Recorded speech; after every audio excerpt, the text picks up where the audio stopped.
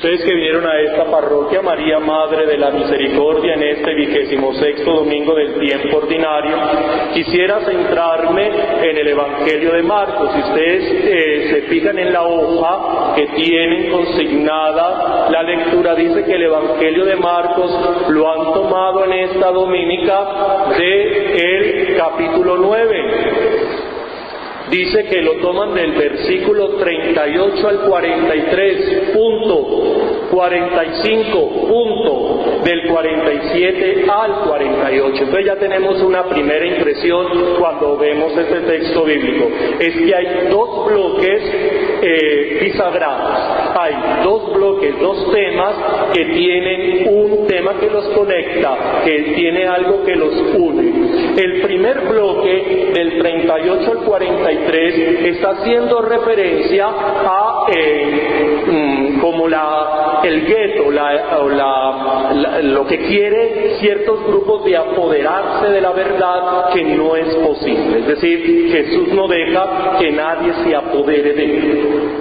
El otro gran bloque es que dentro de la comunidad de Marcos hay personas que están rechazando a ciertos miembros de la comunidad que tienen problemas físicos, y recuerden que eso es una mentalidad veterotestamentaria, es decir, una mentalidad del Antiguo Testamento, que una persona que tiene una enfermedad, una persona que tiene una falencia a nivel físico, una persona que está impedida, dicen el Antiguo Testamento, lo cual ya está superado, eso ya no tiene validez. Persona que considere esto está fuera está desactualizada.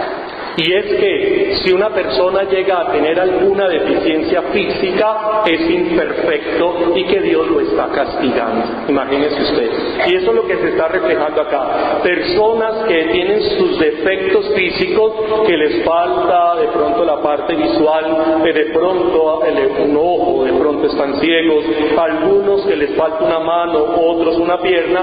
Entonces empiezan estas comunidades a rechazarlos y a verlos como de menor calidad, y es donde el catequista está diciendo: prefiero estar tuerto pero llegar al cielo, a tener los dos ojos y que me tiren al infierno.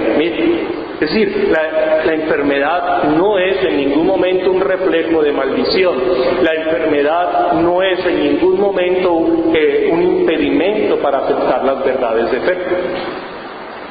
Qué interesante esos dos bloques. ¿Y cuál es la bisagra? La bisagra es: no rechacen a los pequeños, no rechacen a las personas que tienen esas situaciones y que de pronto socialmente no son muy bien aceptadas. Esos son los dos bloques y la bisagra. ¿Con cuál me quiero quedar de estos dos bloques? Porque si me pongo a mirar esos dos bloques tendríamos que hacer un curso de 6 meses. Pero hagamos unas ideitas de la primera parte del capítulo 9, versículo del 38 al 43. ¿Por qué quiero hacer un énfasis en esto?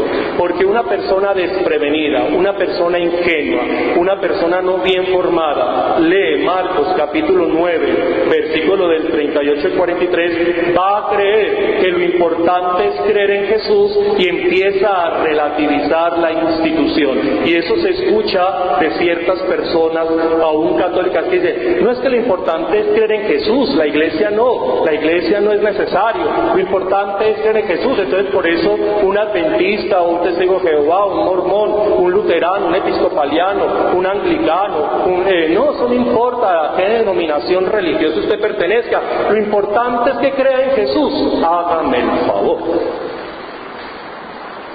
Y el problema es que a mí, ¿quién me garantiza que Jesús existió? Y yo cómo sé que Jesús sí existió si no dejó escrito nada. Y yo cómo sé que murió por mí, que resucitó, que caminó sobre las aguas, que multiplicó los panes. ¿Eso a mí quién me lo va a garantizar? ¿Cómo así que no importa la iglesia a la cual yo voy a pertenecer, si hoy en día no existe nadie que pueda garantizar si lo que yo estoy creyendo es verdad o no, sino a través de una institución? Pues ¿cómo así que la institución es importante? Es que no es importante, no, es que es fundamental.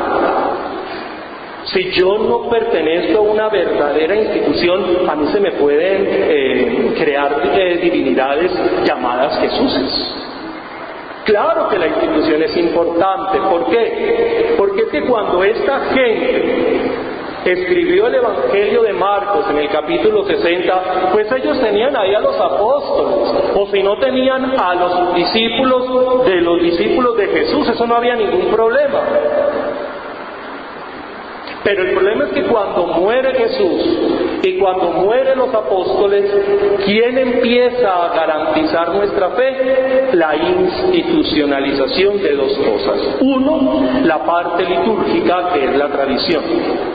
Lo que nosotros llamamos tradición es la manera de cómo la gente va celebrando, las comunidades. Y el otro elemento son las Sagradas Escrituras. Recuerde que Marcos escribe alrededor del año 60, o sea, 30 años después de que muere y resucita Cristo. Mateo se escribe alrededor del año 70. ¿Por qué digo alrededor? Porque colocar una fecha es muy complicado. Usted tiene que decir Marcos del 60 al 70, Mateo del 70 al 80, Lucas del 80 al 90, Juan del 90 al 100. El primer escrito del Nuevo Testamento fue escrito por San Pablo en primera carta a los tesalonicenses. Imagínense que se escribe alrededor del año 45 al 49 y Pablo no conoció a Jesús. Mire, está el medio problema. Ni siquiera los evangelios son los primeros escritos. Por ende, los evangelios son fruto de una institución. ¿Dónde surgen los evangelios? Surgen dentro de la institución, dentro de la iglesia. ¿Ven? Por eso una persona que solo lea los evangelios no puede estar garantizando su fe, porque lo que está leyendo es una interpretación de 4 comunidades. Marcos presenta a Jesús como Dios hecho hombre, porque está atacando una secta llamado el docetismo, que viene de una palabra griega dokein, que significa apariencia. Imagínese usted. Mateo está presentando a Jesús como el nuevo Moisés. Lucas está presentando a Jesús como el creador de la New Age, o sea, de la nueva era. Y Juan está presentando a Jesús como el preexistente. 4 Jesuses distintos, y falta el de Pablo de Tarso, quien empieza a presentar a Jesús como el Kyrios, es decir, el resucitado. Por eso cuando uno se basa solo en la Biblia es muy difícil poderse colocar de acuerdo, porque son comunidades que caminan con base a lo que recibieron. Y si usted se lee, ojalá me hiciera caso, y por eso lo estoy grabando, lo voy a consignar en la página mariamisericordia.com, hay información litúrgica. Léase el Catecismo de la Iglesia Católica, el numeral 82. Léase el Catecismo de la Iglesia Católica, el numeral 84. ¿Qué está diciendo la Iglesia? La Iglesia está diciendo: nosotros hemos recibido un depósito, es decir, nosotros somos guardianes de una herencia que nos han dejado los apóstoles, los cuales conocieron a Jesús. Oiga, tan hermoso como dice la Iglesia Católica. La Iglesia Católica no se siente dueña, es decir, que este Evangelio no le cae a la Iglesia Católica, porque la Iglesia Católica en sí misma dice: nosotros no somos dueños de lo que poseemos, somos guardianes, pero no dueños. Pero tampoco nos consta de primera mano. Hemos recibido un depósito que nos ha llegado por la tradición y las Sagradas Escrituras de lo que es Jesús. Entonces, por eso la Iglesia es una guardiana, es aquella que vigila que realmente lo que se va creyendo en el espacio, en el tiempo, esté en coherencia con lo recibido. Por eso la institución sí es muy importante, porque uno tiene que pertenecer a una institución que proceda de esos apóstoles, los cuales sí conocieron a Jesús, y que esa tradición de los apóstoles, lo que vivieron esos apóstoles, lo que experimentaron esos apóstoles, se haya transmitido de generación en generación a través de un depósito de la fe. Es decir, ahí ya no hay nada más que hacer, sino entender lo que hemos recibido y guardarlo celosamente, porque si lo perdemos de vista podemos caer en engaño, y eso es lo que hace la Iglesia Católica.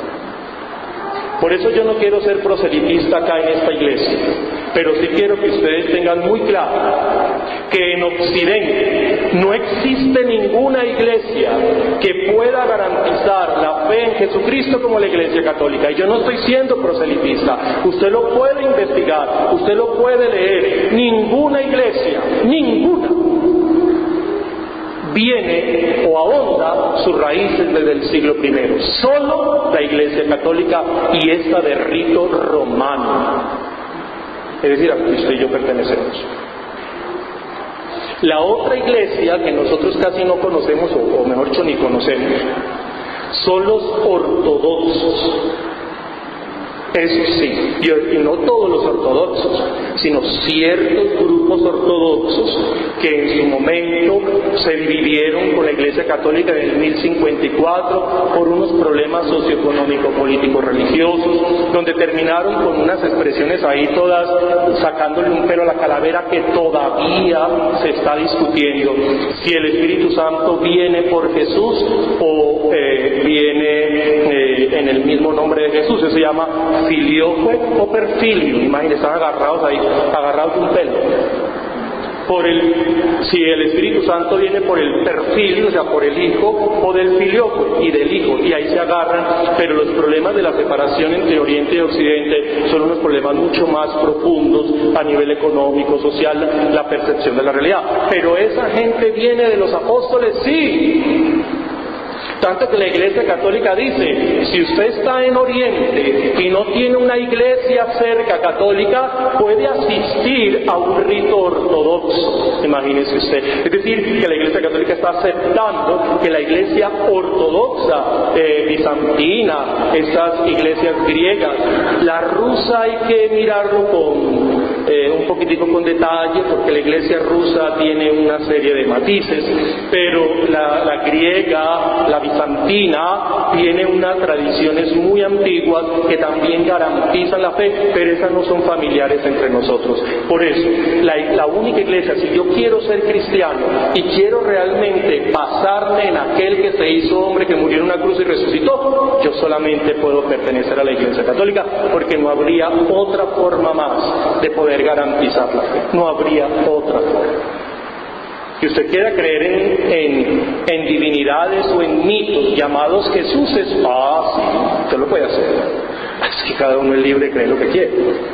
Pero que usted quiera creer en lo que realmente hay que creer, en este personaje que afectó la vida de unos hombres y unas mujeres de tradición judía, que ya decir eso es mucho, porque él afectó a unos hombres y unas mujeres y a una cultura extremadamente cerrada aún hasta el día de hoy. Y logran estos hombres y mujeres influir sobre el Imperio Romano y convertir un mundo occidental a una expresión religiosa que ayer era una secta dentro de una apocalíptica judía y que hoy se ha convertido en una religión poderosa en el mundo. Eso solo lo puede garantizar la Iglesia Católica Romana. De resto, amigo, dejemos de obviar. Dejemos de obviar, porque a mí nadie me puede garantizar que las otras iglesias tienen sucesión apostólica. Cuando usted a alguien le diga, le hable un luterano, o le hable un anglicano, un episcopaliano, un adventista, un mormón, toda esa gente de esas sectas cristianas, usted dígale, muéstreme la sucesión apostólica. ¿Que le muestre qué? Váyase para la casa mejor. El Señor esté con vosotros.